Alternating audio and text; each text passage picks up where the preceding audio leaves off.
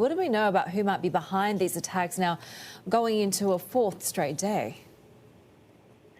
Well, at this point, we don't know for sure who might be behind these cyber attacks that have affected New Zealand's stock exchange over the past 4 days. The exchange has declined to comment on the source of the attacks and said it's working with cybersecurity experts to address the issues. At the same time, there's a technology publication called ZDNet. They reported that a criminal gang has recently launched distributed denial of service attacks against some of the world's biggest financial service providers. The group has demanded that Bitcoin payments as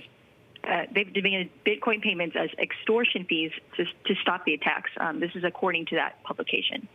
The report also mentioned a statement by a security intelligence company which said it had been tracking these attacks from a group of actors who are sending ransom letters to companies in finance, travel, and e-commerce.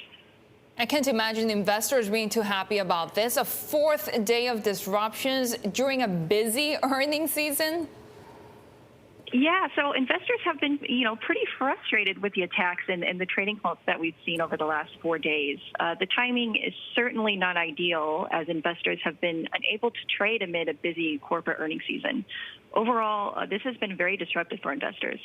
Investors as a whole have been concerned about information flows at this time.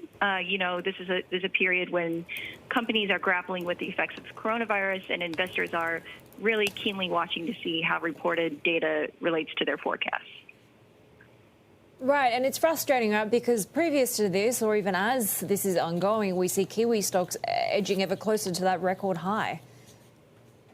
Yeah, so they're just a couple points shy of that, and when you've had 4 days of outages, it's really hard to think about where it's next for that milestone, especially when you had some dovish comments from the Fed overnight, and the New Zealand Stock Exchange is out for today. So at a time when there could be a very risk-on momentum for the stock market, they're kind of missing out on that today.